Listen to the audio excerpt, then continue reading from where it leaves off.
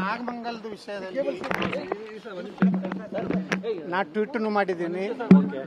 Police ಇಲಾಖೆ ಸಂಪೂರ್ಣ ವಿಫಲ ಆಗಿದೆ. ಇದು ವ್ಯವಸ್ಥಿತವಾಗಿ ಗಣಪತಿಯ ಒಂದು ಮೆರವಣಿಗೆ ಮೇಲೆ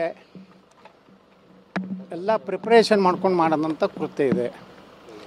ಈ ರಾಜ್ಯದಲ್ಲಿ ಕಾಂಗ್ರೆಸ್ ಬಂದ ಮೇಲೆ ಈ ಮುಸ್ಲಿಂ ಮೂಲಭೂತವಾದಿಗಳೇನಿದ್ದಾರೆ ಬಾಲ ಬಿಚ್ಚಿ ಈ ರೀತಿ ಯಾವುದೇ ಶಾಂತ ರೀತಿಯಿಂದ ಹೋಗುವಂಥ ಮೆರವಣಿಗೆ ಮೇಲೆ ಇವತ್ತು ಪೆಟ್ರೋಲ್ ಬಾಂಬ್ಗಳನ್ನು ಹಾಕುವಂಥದ್ದು, ಕಲ್ಲುಗಳನ್ನು ಹಾಕುವಂಥ ಮಾಡಿದ್ದಾರೆ. ನಾ ಇಷ್ಟೇ ಹೇಳೋದು, ಈ ಸರ್ಕಾರಕ್ಕೆ ಹಿಂದೂಗಳ ಬಗ್ಗೆ ಏನಾದ್ರು ಕಳಕಳಿದ್ರೆ ಅವ್ರು ಯಾರ್ಯಾರು ಅದಾರ ತಕ್ಷಣ ಅವ್ರನ್ನ ಬಂಧಿಸಬೇಕು. ಮತ್ತು ಪೊಲೀಸ್ ವರಿಷ್ಠಾಧಿಕಾರಿ ಅವ್ರ ನಡವಳಿಕೆ ನೋಡಿದ್ರೆ ಕೇವಲ ಮುಸ್ಲಿಮರನ್ನ ರಕ್ಷಣೆ ಮಾಡೋದ್ರ ಸಲುವಾಗಿ ಪೊಲೀಸ್ ಇಲಾಖೆ ಇದೆ ಅನ್ನೋ ರೀತಿಯಲ್ಲಿ ವರ್ತನೆ ಮಾಡಿದ್ದಾರೆ. ತಕ್ಷಣ ಪೊಲೀಸ್ ವರಿಷ್ಠಾಧಿಕಾರಿನ ಅಮಾನತು ಮಾಡಿ ತನಿಖೆ ಮಾಡಬೇಕು, ಹಿಂದೂಗಳಿಗೆ ನ್ಯಾಯ ಕೊಡಬೇಕು.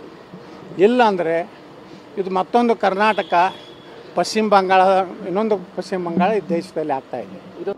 ನಾಗಮಂಗಲದ ವಿಷಯದಲ್ಲಿ ನಾ ಟ್ವೀಟ್ ಮಾಡಿದ್ದೀನಿ.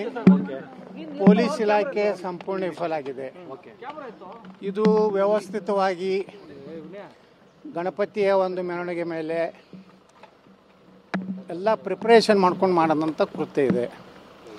ಈ ರಾಜ್ಯದಲ್ಲಿ ಕಾಂಗ್ರೆಸ್ ಬಂದ ಮೇಲೆ ಈ ಮುಸ್ಲಿಂ ಮೂಲಭೂತವಾದಿಗಳೇನಿದ್ದಾರೆ ಬಾಲ ಬಿಚ್ಚಿ ಈ ರೀತಿ ಯಾವುದೇ ಶಾಂತ ರೀತಿಯಿಂದ ಹೋಗುವಂಥ ಮೆರವಣಿಗೆ ಮೇಲೆ ಇವತ್ತು ಪೆಟ್ರೋಲ್ ಬಾಂಬ್ಗಳನ್ನು ಹಾಕುವಂಥದ್ದು, ಕಲ್ಲುಗಳನ್ನು ಹಾಕುವಂಥ ಮಾಡಿದ್ದಾರೆ.